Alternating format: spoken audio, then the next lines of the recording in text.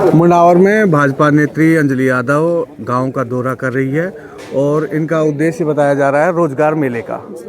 उसके साथ आप एक मैराथन का भी जिक्र कर रही थी। सबसे पहले मैं रोजगार पे बात कर लेता हूं। राजस्थान में बीजेपी की सरकार है और भारत में भी बीजेपी की सरकार है। उसके बावजूद अंजलि यादव खुद अपने स्तर पर रोजगार मेला लगवा रही है।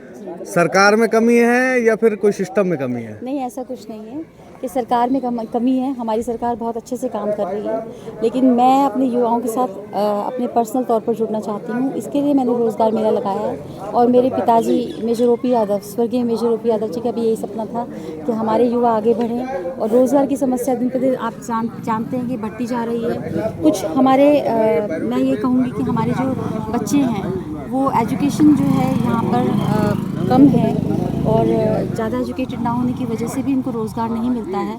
उसकी वजह से मैंने जो सोचा है कि हमने जिन कंपनियों से बात की है उनका ये आधार है कि वो लोग इनको प्रशिक्षण भी देंगे और साथ साथ रोज़गार भी देंगे, जिससे इनको शिक्षा भी मिलती रहेगी और साथ साथ उनका जो है वेतन भी मिलता रहेगा, मासिक वेतन, जिससे ये आगे बढ़ पाएंगे बच्चे। कितने लोगों को रोजगार मिल जाएगा और कब कब तक मिल जाएगा? देखिए, रोज़गार ऐसा तो है नहीं कि चुटकी बजाई और मिल गया।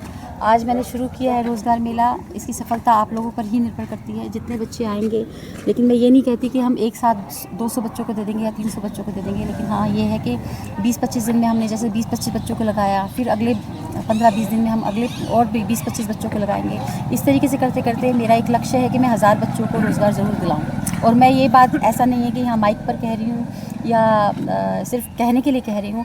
मैं 1000 बच्चे लगवाऊंगी और मैं उन बच्चों को की गिनती भी कराऊंगी आपको कि मैंने 1000 बच्चे लगवाए हैं। 15 दिन में आप 25-30 बच्चों को लगवाओगी और 3 महीने में लगभग 100 के आसपास हो जाएंगे। तब तक चुनाव कंप्लीट हो जाएंगे पंचायत के और आपका भी काम हो जाएगा। ऐसा नहीं है, मेरा काम सिर्फ पंचायत के चुनाव तक नहीं है, आप खुद भी जानते हैं। मेरा परिवार बहुत लंबे समय से यहाँ पर आप लोगों के बीच आता जाता रहा है और हमारे परिवार का एक नाम है कि हम बहुत ईमानदार लोग हैं और ईमानदारी से हमने हमेशा काम किया है। आज मैं कोई बहला फुसला कर कोई वोट मांगने नहीं आई हूँ।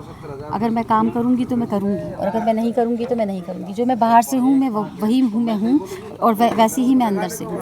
अब कुछ राजनीतिक सवाल कर लेते हैं कि मुंडावर के जो विधायक है वर्तमान में ललित यादव जी, उनका 2 साल का कार्यकाल कैसा लगा आपको? देखिए, मैं कोई टिप्पणी नहीं करना चाहती। मेरे ओपोजिशन में सब कुछ अच्छा चल रहा है मतलब? नहीं, ऐसा नहीं है। मैं टिप्पणी नहीं करना चाहती। मेरे ओपोजिशन में है और हमारा फ़र्ज़ है, और जब हम ओपोजिशन में होते हैं तो ओपोजिशन वाले की बुराई भी करते हैं। लेकिन ऐसा नहीं है कि मैं उनमें कोई बहुत सारी खामियां निकालने फिर मैं अपना काम करना चाहती हूँ। यानी मैं मान लूँ कि सही चल रहा है, ललित यादव बहुत अच्छा काम कर रहे हैं। ये तो पब्लिक बताएगी कि काम कैसे चल रहा है। मेरे ख्याल से तो अभी तक कुछ भी नहीं हुआ है। कुछ भी नहीं हुआ है। 2 साल हो चुके हैं लेकिन कुछ भी नहीं हुआ है। और बाकी आप सभी जानते हैं कि कितना काम हुआ है। अभी मुझे बताया है कि बल्लूआस में कि यहाँ सड़क नहीं है, यहाँ कुछ भी नहीं है, तो फिर क्या काम हुआ है? कुछ भी काम नहीं हुआ। रोज़गार की बात हुई थी उस टाइम पे भी जब वो शपथ लेने के लिए गए थे, लेकिन एक भी बच्चे को शायद आई थिंक उन्होंने रोज़गार नहीं दिलाया, तो कुछ भी नहीं हुआ। जो वादे वो लेकर चले थे उन वादों पर वो खरे नहीं उतरे हैं। मैं इतना ही कहना चाहती हूँ। बाकी उनका काम है और आपका काम है। मुंडावर के अंदर विपक्ष का तो विधायक है, सरकार बीजेपी की है, विधायक कांग्रेस का है। अब ये जाते हैं विधायक साहब के पास तो वो कहते हैं कि भाई सरकार काम नहीं दे रही, सरकार कहती है कि तुम्हारा विधायक नहीं मांग रहा। अब किसके पास जाए मुंडावर की आम जनता? मैं ये तो कैसे कह सकती हूँ कि किसके पास जाए? आप लोगों ने उनको चुना है, आप लोगों ने कुछ सोच कर ही चुना होगा कि इनको पीड़ा हो तो किसके पास जाए? मुख्यमंत्री भजन लाल के पास। वो जवाब दे रहे हैं। और एक बात बताइए, जब आपने अपने नेता को खुद चुना है, आप खुद जानते थे कि आप छोटी सी बात पे बताना चाहूँगी, आपने विधायक को चुना, आप शायद हवा तो पहले ही चल जाती। आप जानते थे कि बीजेपी की हवा है, लेकिन आपने कांग्रेस का विधायक को चुना। आप जानते थे कि भाई आप सभी जानते हैं कि भाई आगे भी एमपी के इलेक्शन भी हुए, आपने एमपी के इलेक्शन में माननीय भूपेंद्र यादव जी को चुना। तो इस तरीके से आप अगर सही चयन विधायक के मामले में भी कर लेते तो शायद बहुत ज़्यादा डेवलपमेंट हो जाती। खैरथल जिले को लेकर जो नाम परिवर्तन हुआ है और जिला मुख्यालय परिवर्तन की जो आशंका लगाई जा रही है, इस पर क्या कहेंगे? ऐसा कुछ भी नहीं है कि खैरथल का जो मुख्यालय है वो चेंज होगा। जहाँ तक मेरी नॉलेज में है और जहाँ हमारी बात हुई है, खैरथल का मुख्यालय खैरथल में ही रहेगा।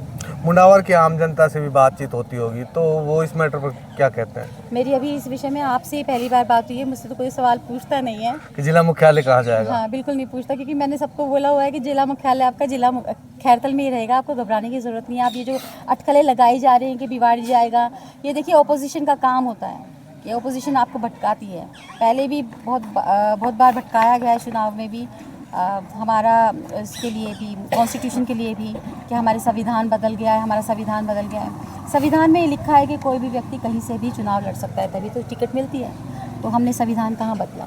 अभी एक भाजपा कार्यकर्ता को बेरहमी से पीटा गया है बहरोड के अंदर, तो भाजपा अपने कार्यकर्ताओं को पुलिस से नहीं बचा पा रही है, आम जनता को कहाँ से बचा पाएगी? देखिए, मैं अब उनसे मिलने नहीं गई हूँ, मैंने सिर्फ सोशल मीडिया पर ही देखा है कि ऐसा कुछ हुआ है।